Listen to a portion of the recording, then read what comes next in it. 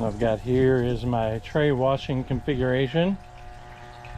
I've got a pump, and it's filling I'm filling a 55-gallon barrel, and the pump is here. It's on right now so I can test it. Oh, I don't want to splash the camera. I've got a couple pods here, a couple laundry pods. Just dump those in. We'll let them dissolve and mix into the water for an hour or so, or however long it takes, and then we will start adding the trays.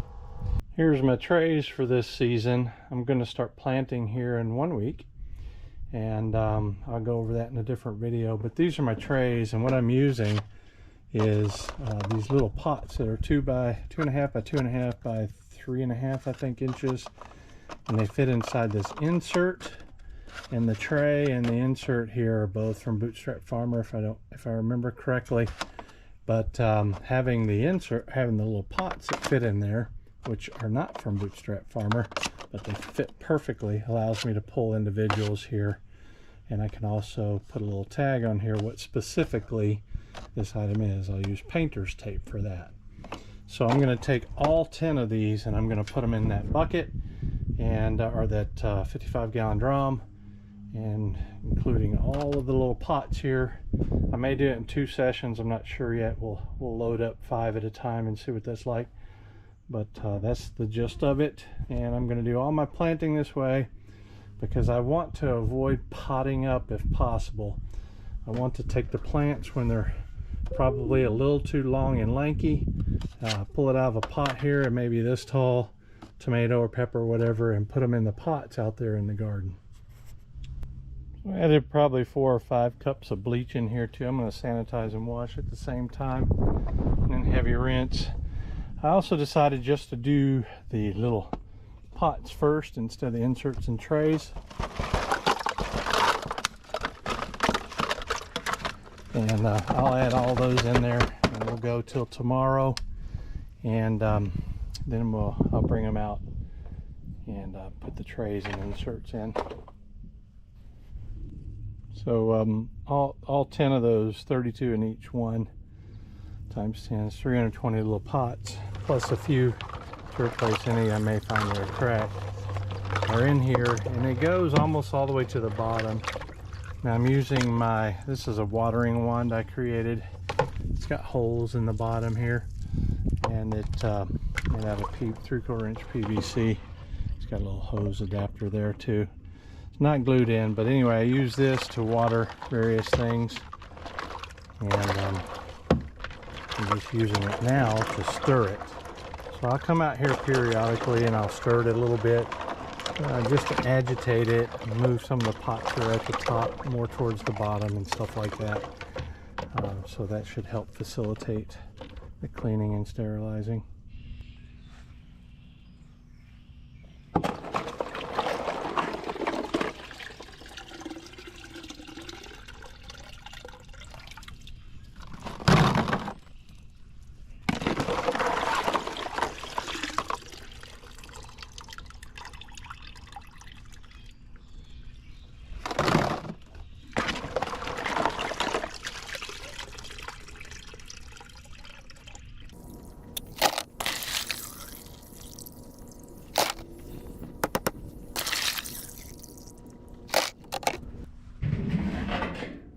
What I've got in here now are the inserts.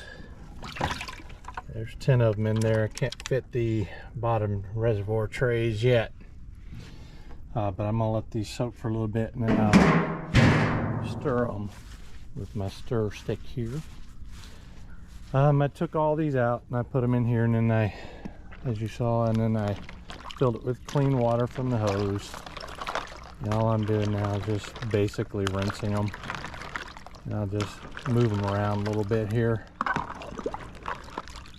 They're already good enough, but I'll let them sit here for another day or so, and then I'll take them out as needed. And the bottom reservoirs, there's 10 of them here. I call them reservoir trays. It's the 10-20 tray that I'll keep the water in. But anyway, yeah, those are waiting to go in tomorrow.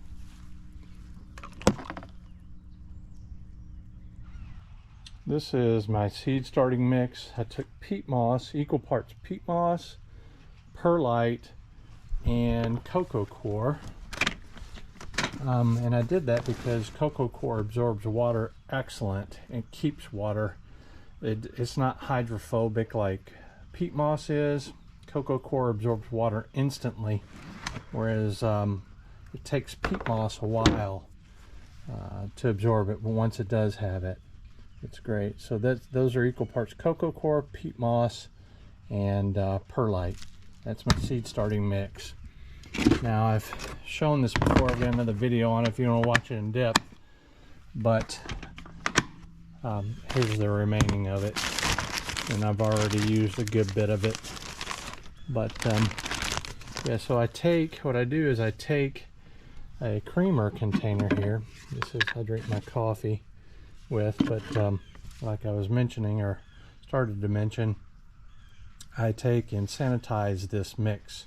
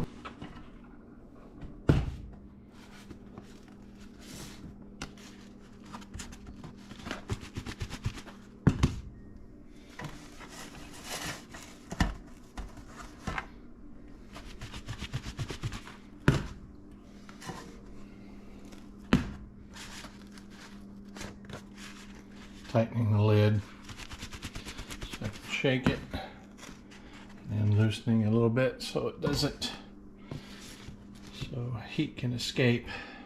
So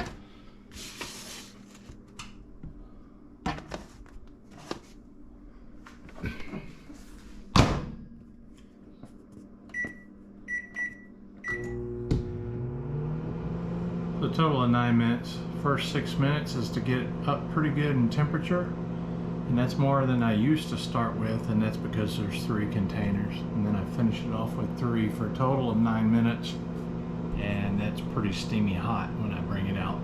We got a gorgeous day outside, so I moved everything underneath the deck outside, and I'm just going to dump this in here.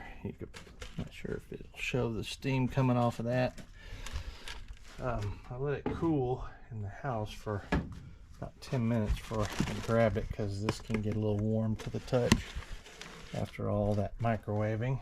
So we got all 3 here, and 3 of these are about enough for a tray. So if you can see that steam coming off of there, I can see it. Hope the camera picks it up. So that's important. Sterilization of everything from the trays to the soil. Just everything is, to me, critical in the beginning life of plants. They don't need nutrition. They don't need any of the compost or any of that kind of stuff. I think I might have mentioned this before. What's best when they're this small is to keep the disease away, the dampening off, the fungus, the bugs like fungus gnats, which will kill tiny little seedlings. They can be introduced to the soil web and all the organic material and all that kind of stuff at transplant. So I go completely sanitized, completely sterile, and then grow them and then introduce them to the organic stuff later on when I transplant them. They do fantastic. In fact, I became convinced of all of this growing microgreens hydroponically for years now. And I know how fantastic seedlings will grow without any of that and without disease.